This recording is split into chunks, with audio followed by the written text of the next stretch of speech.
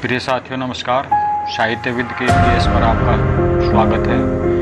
प्रस्तुत है प्रसिद्ध बांग्ला उपन्यास कपालकुंडला का 16वां भाग। आइए आरंभ करते हैं। शेर अफगन इस समय बंगाल की सूबेदारी में वर्धमान में रहते थे। मोती बीबी वर्धमान में आकर शेर अफगन के महल में उतरी। शेर अफगन ने सपरिवार उनकी अभ्यर्थना कर बड़े आदर के साथ आतिथ्य किया। जब शेर अफगन और उसकी स्त्री मेहरुनिसा आगरे में रहते थे तो उनका मोती बीबी से काफ़ी परिचय था। मेहरुनिसा से तो वास्तव में प्रेम था। दोनों बाल्य सखी थी। बाद में दोनों एक ही साम्राज्य के लिए प्रतियोगिनी हुई। इस समय दोनों के एकत्र होने पर उनमें एक मेहरुनिसा अपने मन में सोच रही थी, भारतवर्ष का कर्तव्य विधाता ने किसके भाग्य में लिखा है। विधाता जानते हैं, सलीम शाह जानते हैं, और तीसरा यदि कोई जानता होगा तो लुत्फ़निसा जानती होगी। देखें लुत्फ़निसा इस बारे में कुछ बताती है या नहीं। उधर मोती बीबी भी मेहर का हृदय टटोलना चाहती थी। मेहरुनिसा ने उस समय समूचे हिंदुस्तान में प्रधान रूपवती और गुणवती के रूप में ख्याति प्राप्त की थी। वास्तव में संसार में वैसी कम स्त्रियों ने जन्म लिया था। सौंदर्य का वर्णन करने वाले इतिहासकारों ने अपने इतिहास में उसे अद्वितीय सुंदरी बताया है। उस समय विद्या में कितने ही पुरुष उस समय उसकी बराबरी नहीं कर सकते थे। नृत्य गीत में मेहर अद्वितीय थी।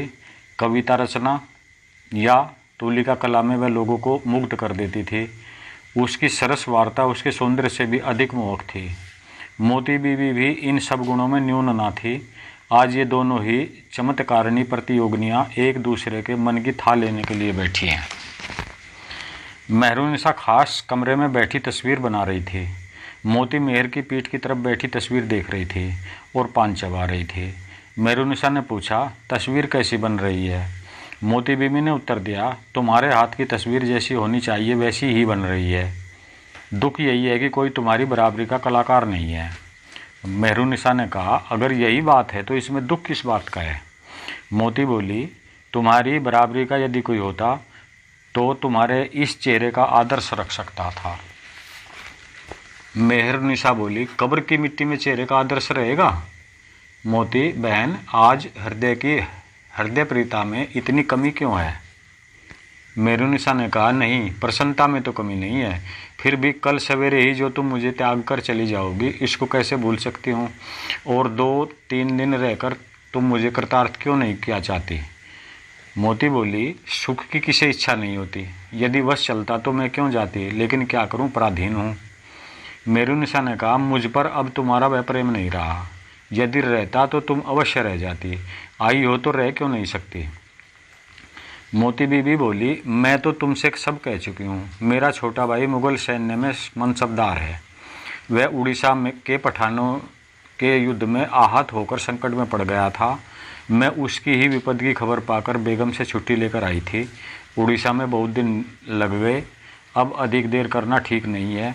तुमसे बहुत दिनों से मुलाकात न हुई थी, इसलिए यहाँ 2 दिन ठहर गई।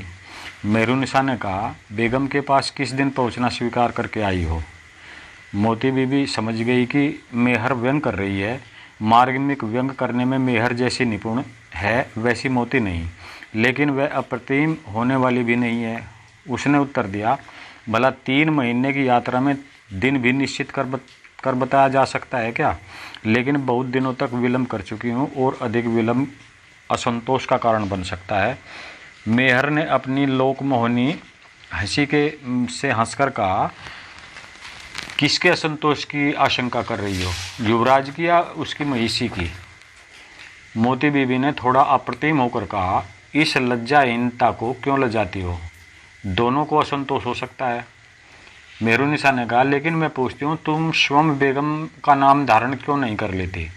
सुना था कुमार सलीम तुम्हारे साथ शादी कर तुम्हें अपनी बेगम बनाना चाहते हैं, उसमें क्या देर है? मोती बोली, मैं स्वभाव की स्वाधीन ठहरी, जो कुछ स्वाधीनता है उसे क्यों नष्ट करूं? बेगम की सहचारिणी होकर आसानी से उड़ीसा भी आ सकी।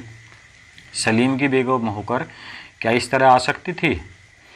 मेहरुनिसा ने कहा, जो दिल्लीश्वर की प्रधान महिषी होगी उसे उड़ीसा आने की ज़रूरत ही क्या है? मोती ने कहा, सलीम की प्रधान महिषी होंगी ऐसी स्पर्धा तो मैंने कभी नहीं की। इस हिंदुस्तान में दिल्लीश्वर की प्राणेश्वरी होने लायक तो एक मेहरुनिसा ही है। मेहरुनिसा ने सर नीचा कर लिया। थोड़ी देर चुप रहने के बाद बोली, बहन मैं नहीं जानती कि वह बात तुमने मुझे दुख पहुंचाने के लिए कही या मेरी था लेने के लिए, लेकिन तुमसे मेरी भीख है कि मैं शेर अफगन की बीबी हूँ, हृदय से उनकी दासी हूँ, भूलकर ऐसी बात ना करो।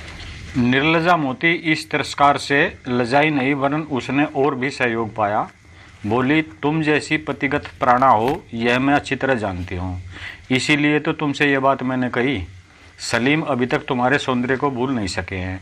मेरे कहने का यही तात्पर्य है, सावधान रहना। मेहरुनिसा ने कहा, अब समझी, लेकिन डर किस बात का है? मोती बीबी ने जरा इधर उधर देखने के बाद कहा, वैधव्य की आशंका है। यह कहकर मोती मेहरुनिसा के चेहरे पर एक गहरी निगाह डालकर समझने की चेष्टा करने लगी, लेकिन मेहरुनिसा के चेहरे पर डर या प्रसन्नता के कोई भी लक्षण दिखाई न दिए। मेहरुनिसा ने बड़े ही घमंड के साथ कहा, वैधव्य की आशंका? शेर अफगन अपनी रक्षा करने में कमज़ोर नहीं है, विशेषतः अकबर के शासन में उनका लड़का भी बिना दोष के दूसरे का प्राण नष्ट कर बच नहीं सकता। मोती बोली, यह सच है, लेकिन आगरे के ताज़े समाचारों के अनुसार से पता लगा है कि अकबर बादशाह का अंतकाल हो चुका है। सलीम सिंहासन रूढ़ हुए हैं, दिल्लीश्वर का दमन कौन कर सकता है? मेहरुनिसा आगे कुछ न सुन सकी। उसका समूचा शरीर शिहर और कांप उठा। उसने फिर अपना सिर नीचा कर दिया। उसकी दोनों आंखों से आंसू की धारा बह गई। मोती बीबी ने पूछा, रोती क्यों हो? मेहरुनिसा एक ठंडी सांस खींचकर बोली, सलीम हिंदुस्तान के तख्त पर हैं, लेकिन मैं कहाँ हूँ? मोती बीबी का मनस्काम सिद्ध हुआ। उसने कहा, आज भी तुम युवराज को एक क्षण के लिए भी भूली नहीं? मेहरुनिसा ने गदगद स्वर में कहा, कैसे भूलूंगी? अपने जीवन को भूल सकती हूँ, लेकिन युवराज को नहीं भूल सकती। लेकिन सुनो बहन, एक एक हृदय का आवरण पट खुल गया और तुमने सारी बातें जान ली, लेकिन तुम्हें मेरी कसम है यह बात दूसरे के कानों में ना पहुँचे। मोती बीबी ने कहा, अच्छा ऐसा ही होगा, लेकिन सलीम जब यह सुनेंगे कि मैं वर्धमान गई थी तो वह यह अवश्य पूछेंगे कि मेहरुनिसा ने मेरे बारे में क्या कहा, तो मैं उनसे क्या कहूँगी? मेहरुनिसा ने कुछ देर सोचकर कहा, यही कहना कि मेहरुनिसा हृदय में तुम्हारा ध्यान करती है, प्रयोजन होने पर उसके लिए प्राण तक विसर्जन कर सकती है, लेकिन अपना कुल और मान समर्पण नहीं कर सकती। इस दासी का स्वामी जब तक जीवित है तब तक वह दिल्लीश्वर को मुंह नहीं दिखा सकती, और यदि दिल्लीश्वर द्वारा मेरे पति का प्राणांत होगा तो इस जन्म में स्वामी हंता के साथ मिलन नहीं हो सकता। यह कहकर मेहरुनिसा अपने स्थान से उठकर खड़ी हो गई। मोती बीबी आश्चर्यचकित होकर रह गई, लेकिन विजय मोती बीबी की ही हुई। मेहरुनिसा के हृदय का भाव मोती बीबी ने निकाल ही लिया। मोती बीबी के हृदय की आशा या निराशा की छां मेहरुनिसा ने पा सकी। जो अपनी विलक्षण बुद्धि के बाद में दिल्ली ईश्वर की ईश्वरी हुई, वह बुद्धि चातुरी में मोती बीबी के सामने पराजिता हुई। इसका कारण मेहरुनिसा प्रणयशालिनी है और मोती बीबी केवल स्वार्थपरायण था। मनुष्य हृदय की विचित्र गति को मोती बीबी खूब पहचान सकती है। मेहरुनिसा के बारे में हृदय में आलोचना कर जिस सिद्धांत पर वह उपनीत हुई, अंत में वही सिद्ध हुआ। वह समझ गई कि मेहरुनिसा वास्तव में जागीर की प्रणयानुरागनी है, अतएव नारी तर्पवश अभी चाहे जो कहे, कालांतर में संयोग उपस्थित होने पर वह अपने मन की गति को रोक ना सकेगी। बादशाह अपनी मनोकामना अवश्य सिद्ध कर लेंगे। इस सिद्धांत पर उपनीत होकर मोती बीबी की सारी आशा निर्मूल हो गई, लेकिन इससे क्या मोती बीबी बहुत दुखी हुई? यह बात नहीं है। इसके बदले उसने स्वयं कुछ सुख का अनुभव ही किया। हृदय में ऐसा भाव क्यों उदित हुआ, मोती स्वयं भी पहले समझ न सकी। उसने आगरे के लिए यात्रा की, राह में कितने ही दिन बीते। इन कई दिनों में वह अपने चित्त के भाव को समझती रही।